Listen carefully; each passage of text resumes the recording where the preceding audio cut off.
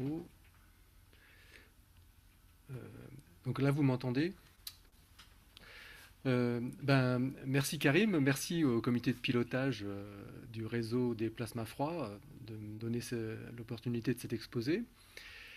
Donc avant d'entrer dans le vif du sujet, je voudrais dire un mot sur Nanomax, parce que Nanomax c'est un mot que vous allez entendre beaucoup au cours de cet exposé. Et donc je voudrais dire ce que c'est que Nanomax.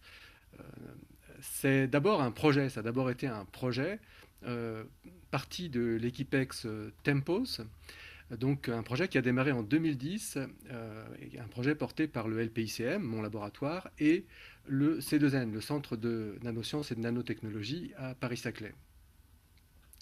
C'est un projet à direction bicéphale, si je puis dire, hein, donc, que l'on co-dirige Jean-Christophe Armand du C2N et moi-même. Et alors ce projet s'est concrétisé en 2015. Nanomax, qui était uniquement projet, est devenu microscope. On parle maintenant du microscope Nanomax. Et c'est un microscope environnemental. C'est un microscope dont le but est l'observation de mécanismes de croissance de nano-objets à l'échelle atomique. Alors qu'est-ce que c'est comme nano-objets? Ça peut être des nanophiles de silicium, de semi-conducteurs, des boîtes quantiques de semi-conducteurs, des nanotubes de carbone. Ce microscope est installé au CIMEC, le Centre interdisciplinaire de microscopie électronique de l'École polytechnique. Donc maintenant, je parlerai des motivations qui nous ont poussé à installer un plasma, parce que alors, moi, ce dont je vais vous parler, c'est des effets, la visualisation des effets d'un plasma grâce à ce microscope environnemental. Et alors, ce qui nous a poussé à implanter une source à plasma sur cet appareil, en fait, c'est deux choses. La première, c'est que le laboratoire dont je fais partie, le LPICM, doit une grande partie de sa renommée au fait qu'il a développé des bâtis de PECVD, des bâtis de dépôt chimique en phase vapeur assistés par plasma. Et donc, il est important que le microscope qui est porté par ce laboratoire puisse visualiser les effets du plasma. Qu'est-ce qu'apporte le plasma? On va le voir, on va pouvoir le démontrer. Le deuxième point qui nous a motivé à développer cette source à plasma sur le microscope, c'est qu'il y a quelques années, avec un doctorant du nom de Jian Tang, on avait observé la croissance de nanophiles de silicium dans la phase métastable hexagonale diamant. Alors, cette phase, on l'appelle aussi le polytype 2H du silicium, par opposition au polytype 3C, qui est celui de la phase cubique standard. Et donc, dans l'exposé, je parlerai beaucoup de ce silicium 2H, que invariablement je vais appeler aussi hexagonal diamant, mais ça veut dire la même chose. En tout cas, on avait trouvé cette phase dans des nanophiles, alors que normalement la nature ne devrait pas la fabriquer. Ce n'est pas une phase du diagramme des phases. Donc, une énigme, quelque chose d'exotique. Pourquoi est-ce que la nature fabrique cette phase? Donc, des nanophiles que l'on faisait croître avec un catalyseur éteint. Donc, je vais rentrer tout à l'heure un peu plus dans le détail de la croissance, avec le catalyseur éteint et sur un substrat de cuivre. Vous verrez que tout ça revêt une certaine importance. Donc, pourquoi est-ce que la nature produisait cette structure de tâches? C'était la deuxième motivation. Alors, avant de rentrer dans le vif du sujet, excusez-moi, c'est un prologue un peu long, je voudrais dire quand même que cette phase 2H, cette phase hexagonale diamant, elle est vraiment très intéressante, pas seulement par son exotisme, mais par le fait qu'elle aurait des propriétés optoélectroniques. Je dis bien elle aurait, parce que pour l'instant, on n'a jamais réussi à la synthétiser clairement. Donc, elle a des propriétés qui ont été calculées là, par Michele Amato, par DFT. Et donc, on voit que dans des nanophiles, le gap diminue quand le gap augmente quand le diamètre des nanophiles diminue. Ça, c'est l'effet du confinement quantique. Mais surtout, ici, vous voyez des petites flèches qui indiquent que la phase 2H, contrairement à la phase 3C, la phase 2H possède un gap direct. Donc, gap direct, ça veut dire tout de suite des propriétés optiques tout à fait différentes. Et en volume, elle a aussi des propriétés tout à fait intéressantes, qui sont pourtant pas liées là à un gap direct, puisqu'en volume, elle n'a pas un gap direct. Elle a un gap indirect, légèrement plus petit que celui le gap calculé est légèrement plus petit que celui du cubique. Donc là, vous voyez ici La courbe bleue, c'est la courbe d'absorption de cette phase métastable, et la courbe jaune, c'est la courbe d'absorption du silicium standard. Et derrière, en arrière-plan, vous avez le spectre solaire. Vous voyez que par rapport au spectre solaire, c'est très intéressant d'avoir du silicium hexagonal diamant, qui va mieux absorber la lumière solaire. Alors nous, laboratoire de physique des interfaces et des couches minces, on est très intéressés par l'application photovoltaïque. Vous voyez qu'aussitôt, ça résonne et ça nous ouvre des perspectives d'application. Et enfin, pour clore ce prologue introductif, qu'est-ce que c'est que cette phase? Je vous en parle, qu'est-ce que c'est? Donc c'est tout simplement, en fait, les mêmes plans que dans la phase cubique, que vous voyez symbolisés ici. Donc c'est les plans 1 à 1, c'est les plans denses du silicium qui sont figurés là. Et l'empilement de ces plans est différent dans la phase 2H. Au lieu d'avoir un empilement comme dans le cubique diamant, on a un empilement où chaque plan est tourné par rapport à l'axe vertical, excusez-moi, est tourné de 180 degrés. Donc c'est vraiment une structure très très voisine, puisque dans le plan c'est la même structure, mais c'est l'empilement qui change. Et vous voyez que c'est quand même pas anodin, cet empilement qui change, puisque la structure électronique est complètement différente. Alors du point de vue de la microscopie électronique, ça fait des images très différentes, notamment dans cette projection que je montre ici, la projection 1-1-0 du cube. Vous voyez que d'une manière assez ironique, le motif est carré, quasiment carré, dans le cas de la phase hexagonale, alors qu'il est losange dans le cas de la phase cubique. Donc on pourra reconnaître très facilement l'une et l'autre phase, à condition d'être dans cette projection 1-0 du cube. Voilà, donc ça y est, je peux commencer le vif du sujet. Alors, je vais voir, voilà ça. Donc voici le plan de l'exposé. Il y a quatre grandes parties, alors d'importance tout à fait inégale, hein. Dans les deux premières parties, je ferai des rappels ou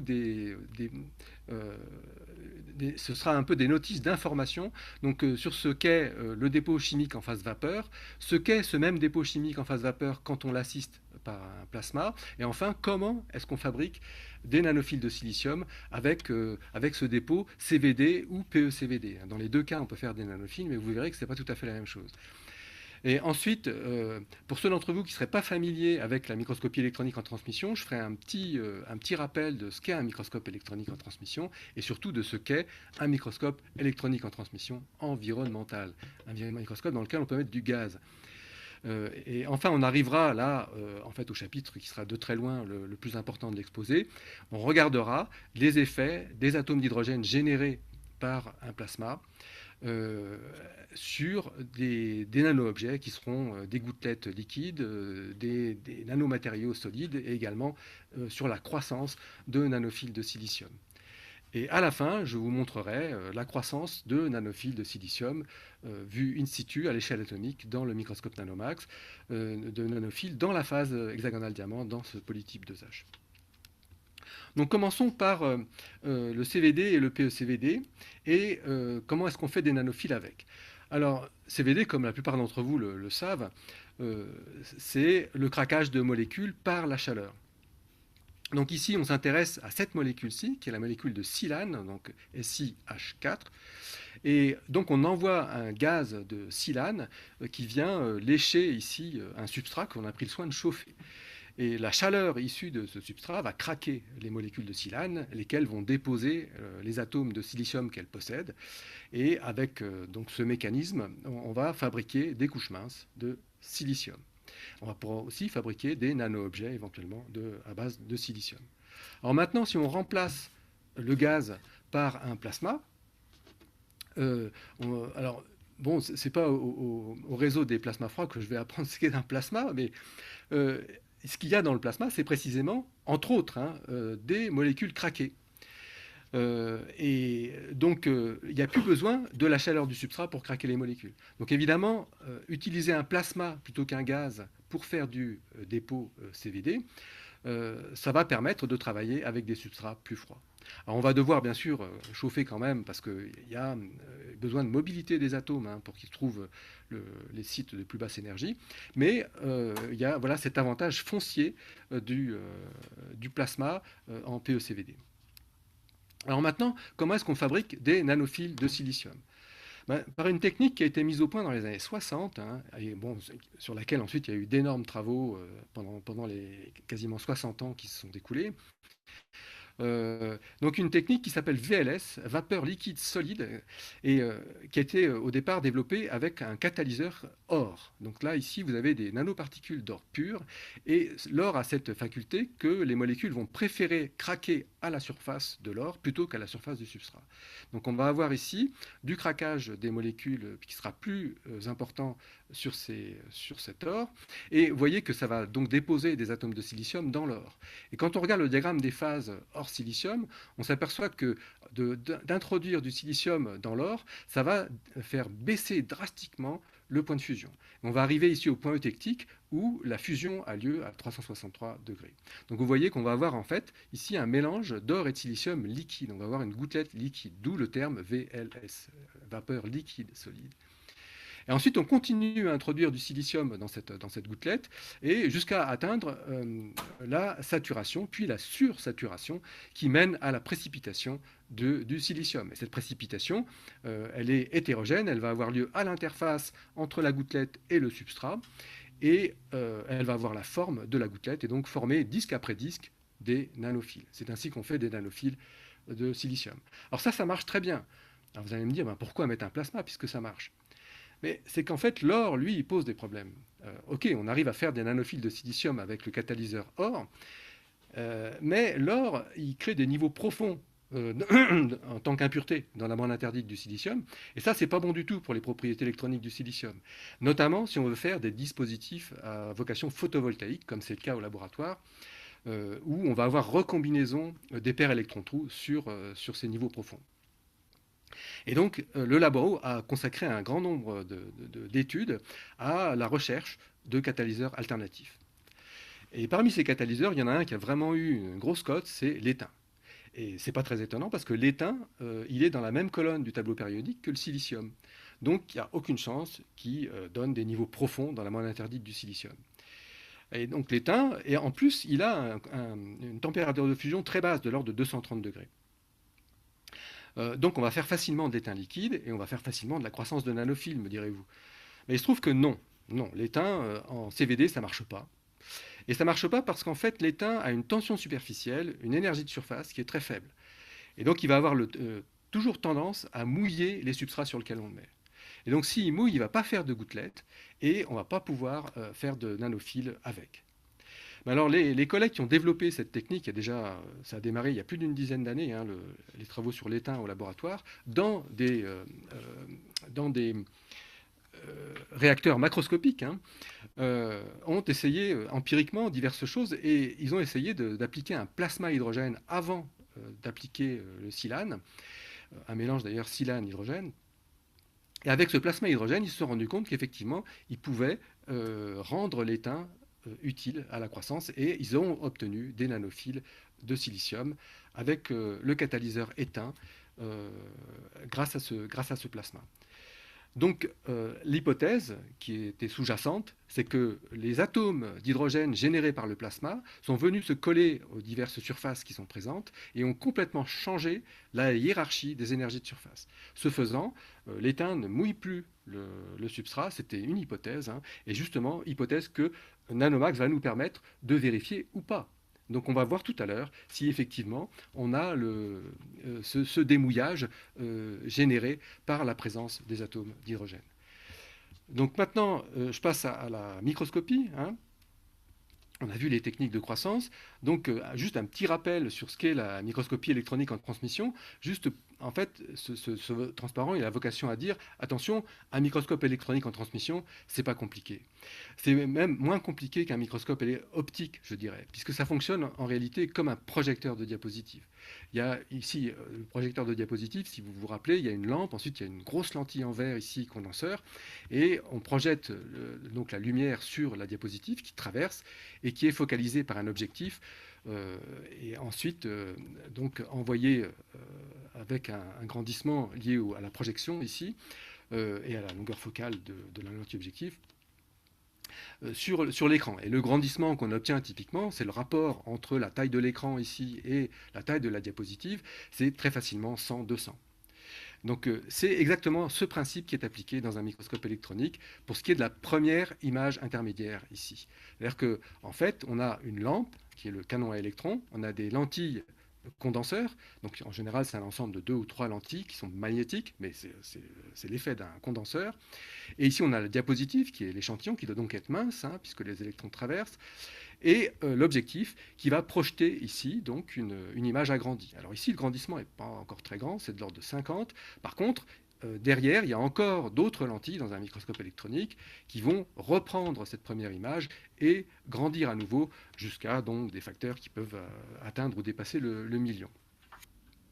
Alors maintenant, ce qu'est un microscope environnemental. Alors là, il y a quelque chose d'antinomique hein, entre microscopie et microscopie environnementale, parce que pour faire passer les électrons, on s'est embêté à faire le vide. On a fait le vide sur toute la colonne ici pour que les électrons puissent passer. Si on avait laissé de l'air, les électrons ne passeraient pas. Donc si on commence à vouloir remettre du gaz, est-ce qu'on va pouvoir continuer à faire de la microscopie? Ben, la réponse c'est oui, à condition de ne pas trop en mettre, de ne pas dépasser quelques millibars, et de confiner ce gaz en une région bien précise du microscope, de façon à ce que la colonne de gaz traversée soit pas trop importante. Et donc grâce à un pompage différentiel, donc avec des diaphragmes placés à différents endroits dans la colonne, et à chaque fois des niveaux de pompage qui amènent un vide qui va décroître de plus en plus en partant de l'échantillon jusqu'au canon, on va pouvoir faire une microscopie environnementale. Et donc ici, on va pouvoir avoir au niveau de l'échantillon jusqu'à quelques millibars de pression, ça dépend des microscopes, et ici 10,9 millibars au niveau du canon, un vide extrêmement poussé qui est nécessaire au bon fonctionnement des pointes émettrices. Alors, voilà. Alors maintenant, ça c'est le microscope environnemental. Maintenant, le plasma. Eh bien, mettre un plasma dans un microscope environnemental, a priori, moi, quand la question s'est posée, hein, j'avoue que je me suis évidemment posé la question, du fait même que le microscope était dans le laboratoire LPICM, j'avoue que j'ai freiné des quatre fers. J'ai pas voulu. Je me suis dit, il faut absolument qu'on évite ça. Parce que j'imaginais les électrons et les ions du plasma, parce que c'est ça aussi un plasma, il y a des charges partout, sous le faisceau. Qu'est-ce que va devenir le faisceau d'électrons? J'imaginais le générateur radiofréquence, qui émet donc ces ondes qui vont troubler forcément avec leur champ le faisceau d'électrons. Donc je me dis, on ne pourra pas avoir une résolution correcte si on a un plasma sous le faisceau. Donc la première chose que j'ai voulu faire, c'est d'éviter le plasma. Donc je vais vous raconter la petite histoire déjà de l'évitement du plasma. Alors pour éviter le plasma, j'avoue que là j'ai profité d'une idée de Eric Ngo, qui était doctorant au laboratoire et qui travaillait sur ce sujet d'observer la croissance in situ dans Nanomax. Et donc on était bloqué on ne pouvait faire que du CVD dans Nanomax, ça c'était au début de ses travaux. Et Eric, il a eu l'idée de mettre une couche sur le substrat de SiC ici. Alors je m'aperçois qu'il y a un transparent qui a sauté. Il y a plusieurs transparents qui ont sauté en fait. Il y a le transparent de présentation de Nanomax. Donc, bon, je vous ai dit un peu ce qu'était le microscope environnemental. Nanomax est un peu différent d'un microscope standard, hein, c'est un microscope prototype, mais bon, je ne vais pas rentrer dans les détails. Par contre, il y a aussi ce transparent qui a sauté. Et ce transparent est important parce qu'il décrit le porte-objet. Le porte-objet, donc on utilise un porte-objet de marque Protochips. Et alors, il utilise pour le chauffage des chips de silicium. Donc c'est des petites plaquettes de silicium sur lesquelles il y a eu un dépôt de carbure de silicium. Et ce carbure de silicium, à certains endroits du chip, il est tout seul. C'est-à-dire qu'on a évidé le silicium dessous, ce qui fait que le carbure de silicium est la seule constante ici du chip. Et en fait, donc de chaque côté de cette zone très mince en carbure de silicium, on a des électrodes en or avec lesquels on applique un courant. Le carbure de silicium a été dopé, donc il laisse passer un peu le courant. Et par effet Joule, il va chauffer. On peut chauffer jusqu'à 1200 degrés avec ce type de chip, et avec une très très faible inertie. C'est-à-dire qu'on peut chauffer extrêmement rapidement et refroidir aussi extrêmement rapidement. Et dans cette couche de carbure de silicium, il y a des trous, et c'est sur les bords de ce trou qu'on va faire les observations que je vais vous montrer. Donc c'était quand même important que je revienne, excusez-moi, hein, sur ce transparent qui est passé tout seul, je ne sais pas comment. Et donc on va regarder donc quand on zoome ici sur un bord de trou, on va regarder ce bord de trou. Il y a eu un dépôt d'étain, on a fait un dépôt d'étain par évaporation sur ce carbure de silicium, et on va regarder l'évolution de cet étain lors des expériences. Donc maintenant je reviens à cette partie où ici Eric Ngo a eu l'idée de mettre une couche d'un matériau qui est beaucoup moins mouillant que le substrat de carbure de silicium, qui est du silicium amorphe hydrogéné. Et effectivement, là je vais arrêter le film juste quelques instants. Effectivement, voici les billes d'étain que Eric a obtenues par dépôt, par évaporation, sur son substrat préparé avec une couche de silicium amorphe hydrogéné. Et vous voyez qu'il y a des mouillages, hein. L'angle de mouillage ici ressemble vraiment à quelque chose, à des billes qui sont très très peu mouillées sur le substrat. Donc l'idée d'Eric a marché. Alors maintenant, mettons le silane. Là, pour l'instant, on est sous hydrogène, on est à 420 degrés, et on ouvre la vanne silane. Et on regarde ce qui se passe. Et vous voyez, il y a développement de cristaux. Alors on se dit, ça y est, il y a quelque chose qui se passe. Puis le développement de cristaux, il tourne en eau de boudin, si je puis dire, et ça fait des cailloux finalement, comme un peu le lit d'un ruisseau en montagne. Là, il y a plein de petits cailloux. C'est pas du tout ce qu'on voulait. Et donc ce type d'expérience nous a convaincus, il faut passer au plasma. Il faut essayer d'avoir un plasma dans le microscope. Alors, donc, j'ai parlé de ce problème à différents. J'ai essayé de parler de ce problème au sein du laboratoire où il y a quand même des spécialistes. Donc, j'ai commencé par François Silva, qui nous a quittés il y a peu, mais qui était au laboratoire, et qui m'a dit: Ah, pour ce problème, je crois qu'il y aurait Pavel Boulkin qui aurait une solution. Ah, bon, alors je suis allé consulter Pavel Boulkin, qui se trouve était dans le bureau en face, donc c'était pas très compliqué. Et Pavel a dit oui, effectivement, la solution, c'est de mettre le plasma à côté du microscope, d'utiliser un plasma à résonance cyclotron. On n'aura pas les ions du plasma, mais on aura les radicaux créés dans le plasma, parce que ces radicaux diffusent, et si on fait attention à avoir une voie de passage entre le plasma et le microscope suffisamment large, on aura les radicaux au niveau de l'échantillon par diffusion. Et ensuite, Pavel a vraiment joint le geste à la parole, et il a conçu et monté donc un plasma qui est installé ici à distance. Là, c'est la colonne du microscope vue de dessus. Et donc, on a ce plasma qui est à peu près une trentaine, entre 30 et 40 cm à vol d'oiseau de l'échantillon. Et donc dans le plasma lui-même, on va avoir toutes les espèces qu'on trouve dans un plasma. Par contre, au niveau de l'échantillon, on n'aura que les neutres, c'est-à-dire les molécules et les atomes en ce qui concerne l'hydrogène. Et donc ça, c'est la solution trouvée. Alors, ce que j'ai mis autour, là, c'est tous les équipements de Nanomax, mais je ne vais pas vous embêter avec tous ces équipements. Donc, ce qui nous importe ici, c'est le montage de ce plasma sur la ligne d'alimentation en hydrogène. Alors, au plan pratique, la source dont Pavel disposait dans un de ses tiroirs, c'était une source AuraWave de Cerem, Cerem qui est une société française. Et donc, c'est cette source qu'il nous a prêtée, et ensuite on en a acheté une avec un générateur. Et donc, pour ceux que ça intéresse, le fonctionnement de cette source est décrit tout à fait en détail dans cet article. Mais je voudrais aussi mentionner les travaux de Pavel, qui datent d'avant sa thèse, dans les années 90, où, avec ses collègues, ils avaient aussi conçu une source tout à fait du même type, et ils avaient étudié les propriétés de cette source. Donc, aussi, ici, un papier très intéressant qui décrit le type de fonctionnement de cette source, qui, encore une fois, ECR, hein, Electron Cyclotron Resonance, c'est une source à résonance cyclotron. Donc le montage de cette source, là quand on regarde, tout à l'heure on regardait de dessus, maintenant on regarde de profil, vous voyez qu'il est sur la ligne hydrogène, alors que le silane vient par une autre ligne sur l'échantillon. D'un point de vue pratique, voilà, la génération du plasma se fait dans cette croix, la source est ici, la ligne hydrogène est là, et quand on allume le plasma, effectivement, on voit la lumière dans la fenêtre qui se trouve ici, et on voit que le plasma fonctionne. Alors maintenant, regardons l'effet de ce plasma.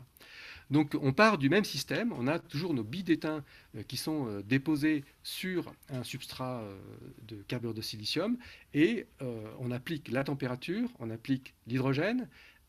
Et après ça, une fois que tout est stabilisé, on allume le plasma et on va regarder ce qui se passe. Donc ça, c'est le transparent suivant. Donc voilà, vous allez voir plasma on et ça correspond au moment où j'ai appuyé sur le bouton de la puissance plasma.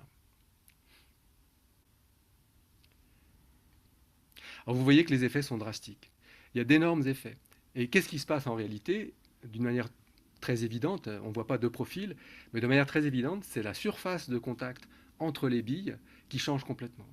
La surface de contact est devenue si faible que les billes n'ont plus de tenue. Elles ne sont plus fixées au substrat. Elles se mettent à diffuser dans tous les sens. On a une espèce de mouvement brownien des billes qui sont à peine attachées au substrat. Donc effectivement, on valide l'idée déjà émise il y a quelques années par les collègues qui faisaient ces expériences sur les macro-réacteurs. Les atomes d'hydrogène changent complètement la hiérarchie des énergies de surface et démouillent l'étain. Bon, on a l'étain démouillé, on va pouvoir faire des nanophiles. Donc ça, c'est le transparent suivant. Effectivement, on peut faire des nanophiles de silicium. Alors celui-ci, vous voyez, il a eu le bon goût de pousser suivant un axe où on voit l'interface bien plane entre le catalyseur et le nanophile, mais ce n'est pas le cas de tous les nanophiles, et ça je reviendrai sur cet aspect tout de suite. Mais donc celui-là, on voit. Alors, l'expérience qu'on a faite immédiatement, c'est de baisser l'intensité, la puissance plasma. On a démarré avec un plasma à 50 watts et on a baissé petit à petit la puissance. Et au début de ce petit film, on est à 10 watts.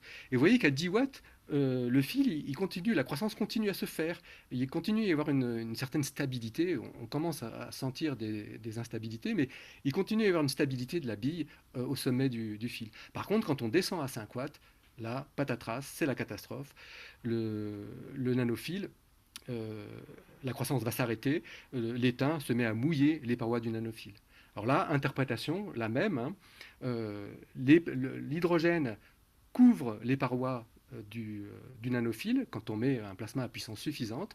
La désorption est compensée par l'apport d'atomes d'hydrogène, alors que quand on diminue trop la puissance plasma, la désorption n'est plus compensée et on a donc mouillage, parce que les énergies de surface, en réalité, et là il y a une référence qui est extrêmement intéressante, c'est les travaux de Romuald Béjot et Olivier Ardon-Duparc, qui sont des voisins au LSI ici à l'École Polytechnique, qui ont montré par DFT qu'effectivement les énergies de surface du silicium étaient drastiquement diminuées si on considérait une couverture par des atomes d'hydrogène. Donc ce qui se passe là est très clair, c'est vraiment une modification des énergies de surface par la couverture des atomes d'hydrogène. Donc voilà. Alors maintenant, je vais faire juste un petit flash sur le fait que ce qu'on recherche, nous, c'est avoir des images de la formation de la phase métastable in situ, de la phase du polytype 2H. Et je suis obligé de faire un petit aparté. En réalité, pendant que Eric Ngo menait ses travaux sur Nanomax, il y avait un autre doctorant, qui était une doctorante, Weishi Wang, qui menait des travaux exactement équivalents, mais sur le réacteur avec lequel on avait obtenu le silicium 2H il y a quelques années. Et donc elle essayait de reproduire ces manips de silicium 2H. Et ce qu'a observé Weishi, c'est qu'elle a pu reproduire ce silicium, ces nanophiles, quand elle utilisait des grilles de cuivre. Par contre, quand elle utilisait le substrat de silicium et qu'elle grattait ensuite les nanophiles obtenus et les mettait dans le microscope, elle obtenait que du cubique. Elle n'arrivait jamais à trouver de silicium 2H. Donc elle a conclu, elle a dit, mais le cuivre joue forcément un rôle. Et donc elle a ajouté du cuivre sur son silicium avant de déposer l'étain, et elle s'est rendue compte qu'effectivement, ce cuivre est nécessaire. Et grâce à ce cuivre, elle a obtenu à nouveau, cette fois-ci sur le substrat silicium, la phase 2H. Donc ça a été la démonstration de l'importance du cuivre qu'on n'avait pas deviné auparavant dans la croissance de ce silicium 2H. Et donc, dès qu'on a su ça, dès que Eric a su ça, il a mis lui aussi du cuivre sur son substrat de SiC avant de déposer l'étain, et il a regardé ce que ça pouvait faire quand on avait ces gouttelettes de cuivre. Alors là, vous voyez, c'est le cas, hein. Il y a le cuivre ici qui est un peu en plus clair, donc qui est solide, et en fait l'étain est liquide autour du cuivre, et on fait plasma on. Vous voyez qu'encore, il y a à nouveau un effet extrêmement violent. Alors, il n'y a pas une diffusion dans tous les sens comme tout à l'heure, hein. On a l'impression que le cuivre entre l'étain, et ça c'est très utile pour limiter la coalescence. Mais après, on voit qu'il y a formation, grâce aux atomes d'hydrogène, d'un alliage cuivre-étain. Alors, quand on regarde de près, on voit qu'il y a une zone liquide et une zone solide. Mais il y a surtout beaucoup de solide en fait, hein. Et donc création de ces alliages. Alors maintenant, est-ce qu'on peut faire de la croissance de nanophiles avec ces alliages? Alors les premiers nanophiles que l'on a fait, ils avaient des catalyseurs assez gros, mais je vais pas, je vais rentrer immédiatement dans une autre indication, euh, qui est que ces premiers nanophiles qu'on a fait, ils n'étaient pas orientés correctement à cause du substrat. Et donc, il y avait ce problème à résoudre de l'orientation pour pouvoir caractériser la structure des nanophiles.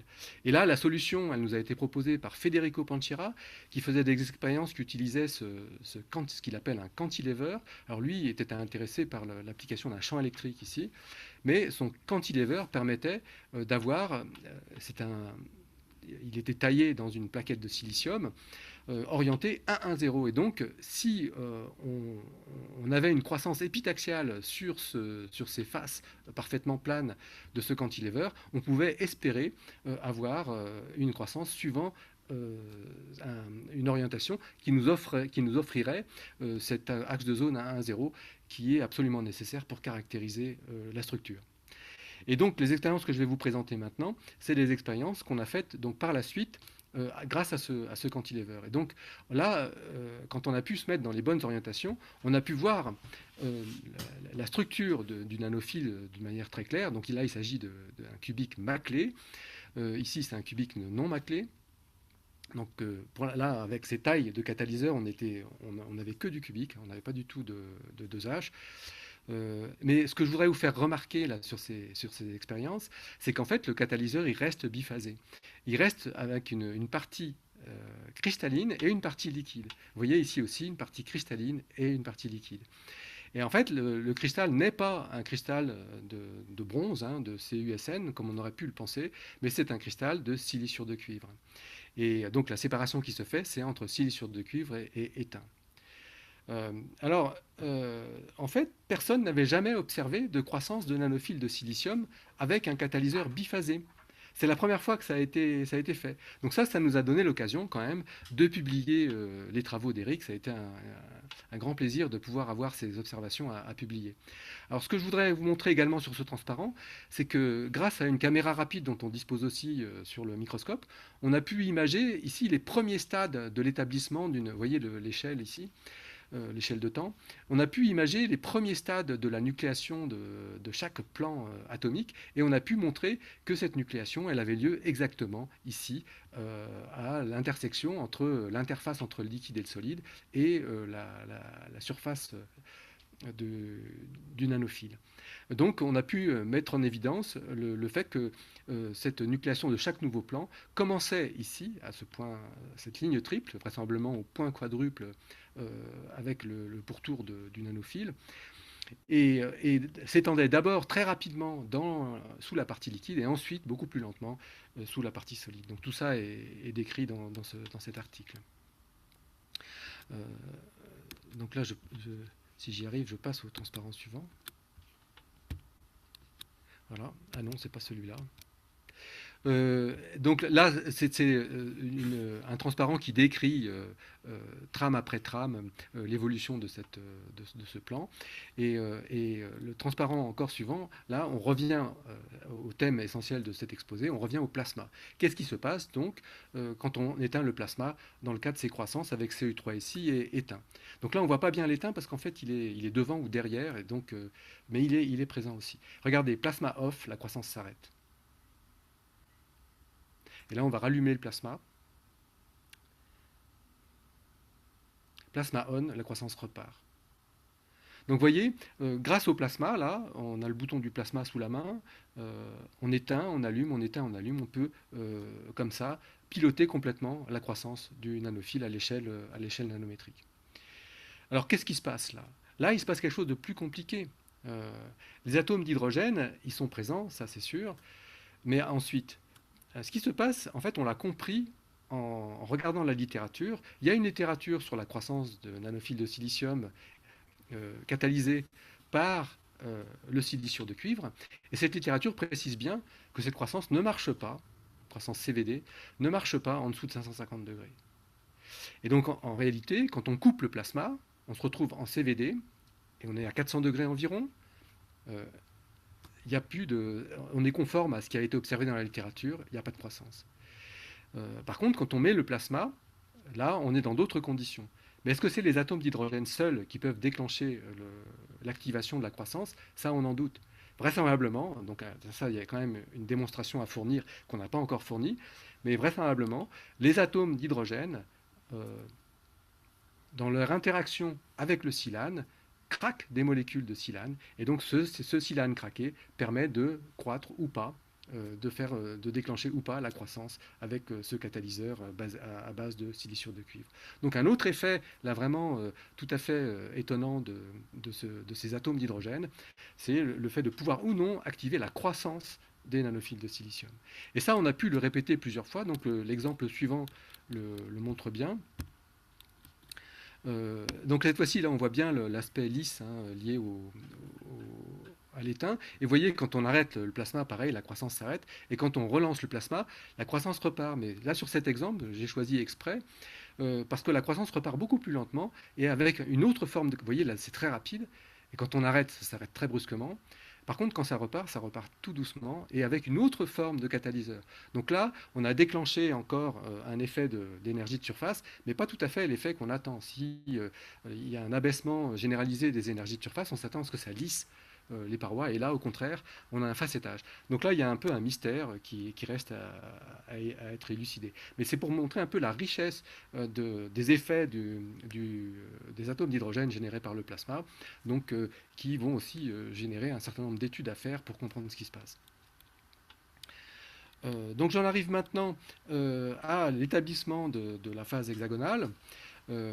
Pour l'instant, vous avez vu, on était, alors je ne l'ai pas précisé à chaque fois, mais tout ce que je vous ai montré pour l'instant, c'est des nanophiles dans la phase cubique. Et en réalité, comment est-ce qu'on va obtenir cette phase hexagonale? Ben, il s'avère qu'elle dépend énormément de la taille des nanophiles. Et en fait, dès que la taille dépasse 5 nanomètres de diamètre, on a très peu de chances de l'observer. Par contre, sur des nanophiles plus petits, 5 nanomètres ou moins, on l'observe. Donc ça, c'est un nanophile qui a été obtenu par Weishi Wang dans le réacteur macroscopique Plasphile, donc le réacteur avec lequel on l'avait déjà obtenu il y a quelques années. Et vous voyez que ce nanophile, il a commencé avec une croissance hésitante, si j'ose dire. Au départ, on ne sait pas trop, c'était un peu cubique, un peu hexagonal, et encore hexagonal, encore cubique, hexagonal, cubique, hexagonal. Et puis ça s'est stabilisé. Ça s'est stabilisé, et non pas dans la phase stable, mais dans la phase métastable. Donc il y a vraiment cet exotisme, ce mystère qui reste entier, malheureusement pour l'instant, sur la stabilisation par la nature d'une phase qui ne devrait pas être stable. Donc voilà, ici on a un nanophile dont la phase est d'une manière très constante, avec peut-être une ou deux fautes d'empilement par-ci par-là, mais vraiment très constamment la phase métastable 2H. Alors maintenant, est-ce qu'on a pu observer, est-ce qu'on a pu obtenir cette phase dans le microscope? Ben, oui, la réponse est oui, on a pu l'obtenir. Alors dans nos premières manips, on n'avait pas encore le cantilever, on ne voyait pas quand on l'obtenait. Donc on regardait la croissance de nanophiles, puis quand il y en a un qui nous paraissait joli comme celui-ci, vite on essayait de tilter, d'incliner hein, le porte-objet en X et en Y, en alpha, en bêta, pour être sur l'axe de zone et voir la structure. Mais le temps qu'on tilte, malheureusement, les électrons littéralement pulvérisaient le catalyseur. Le catalyseur était très sensible, ce catalyseur à base de cuivre, très sensible à l'irradiation électronique et disparaissait pendant la manip de tilt. Et ce qui fait qu'avec cette technique, on n'arrivait pas à voir comment ça se passait.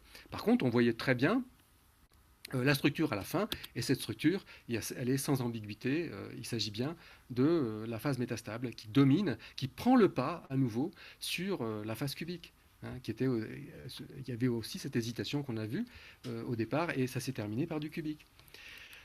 Donc, il c'était extrêmement frustrant. Et donc, quand on a eu ce substrat cantilever, et quand on a réussi à avoir des petites particules sur ce cantilever, oui, on a pu avoir, lors de croissance épitaxiale, on a pu voir, donc c'est ce que vous voyez ici en direct, la croissance de silicium 2H dans Nanomax. Donc vous voyez chaque plan ici qui se génère avec l'empilement 2H. Alors sur cette vidéo-là, c'est très intéressant parce que la pulvérisation liée aux électrons va faire disparaître le catalyseur. Et au moment où ce catalyseur disparaît, vous voyez, il y a un changement de phase. Grâce à cette disparition, finalement, on a fait transiter la phase qui était ici 2H, on l'a fait passer en 3C. On est passé de la phase hexagonale à la phase cubique. On a aussi d'autres observations hein, de ce type de transition, et même on a une observation de la transition 3C vers 2H, donc là qui est vraiment très importante. Et donc, pour l'instant, on est en train de regarder, d'essayer de décortiquer en détail ce qui s'est passé lors de ces transitions, de façon à capter le mécanisme qui provoque la stabilisation de la phase métastable.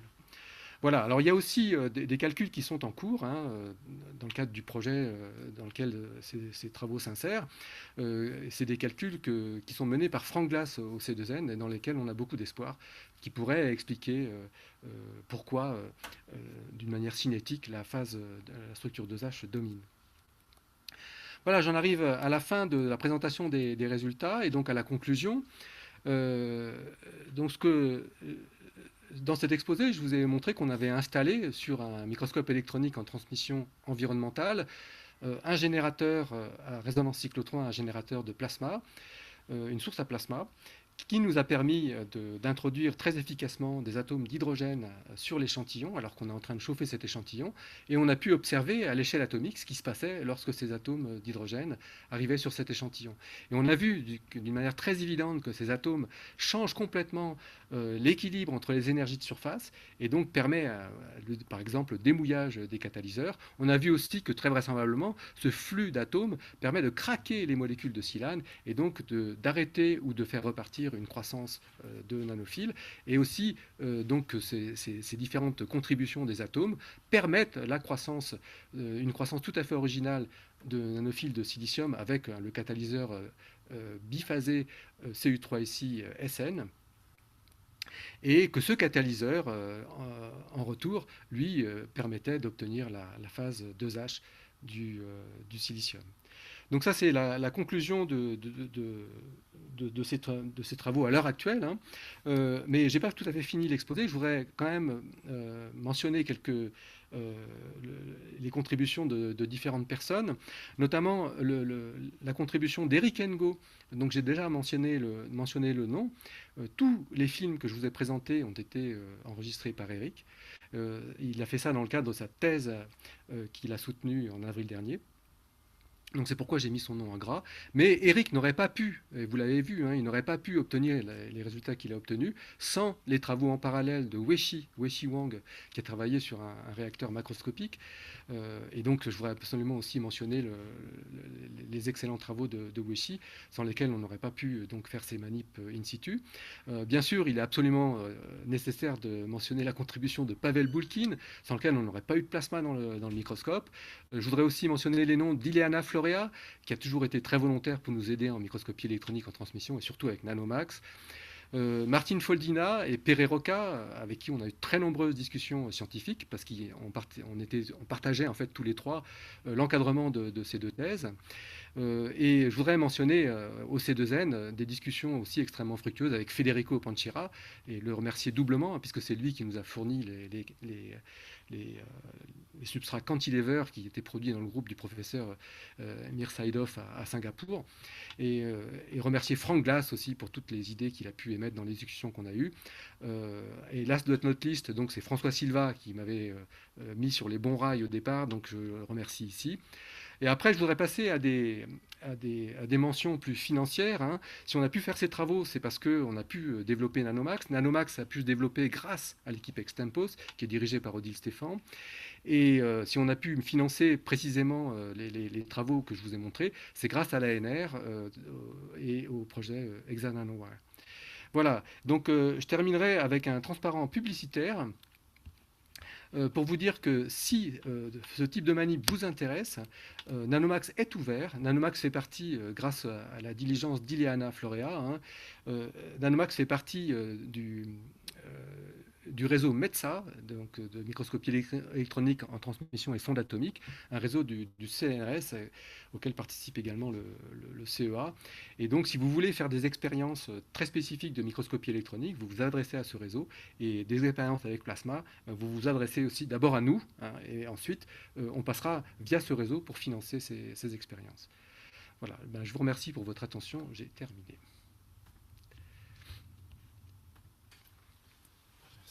Merci beaucoup Jean-Luc pour ce bel exposé. Est-ce que vous avez des questions? Pas vu forcément de questions sur le chat, donc si vous avez des questions. Alors on a François.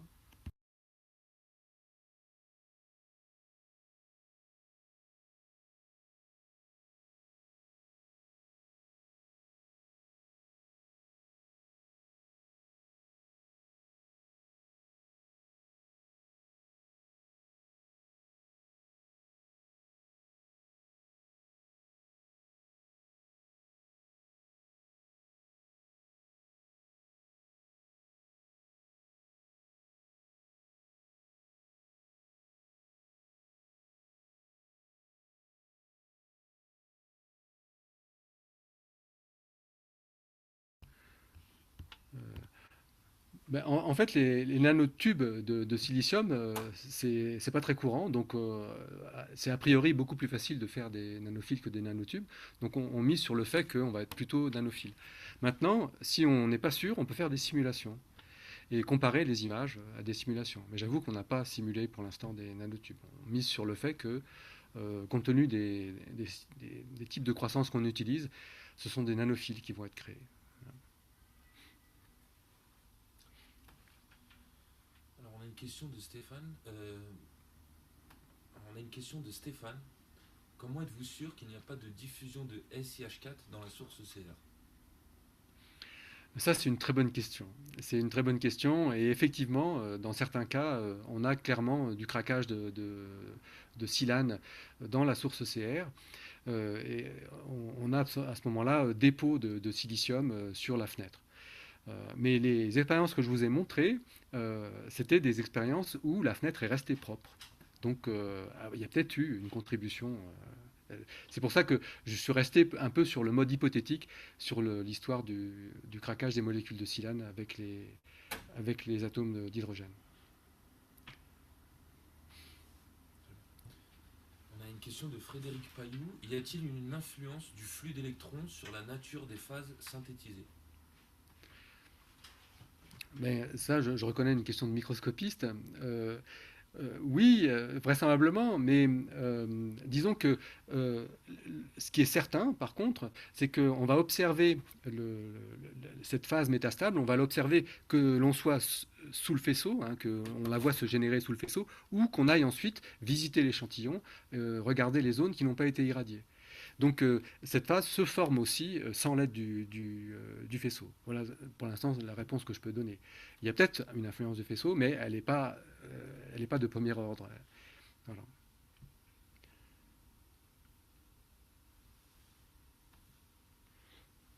Est-ce que vous avez d'autres questions? N'hésitez n'hésitez pas à la poser en direct, hein, vous pouvez activer votre micro si vous avez des questions.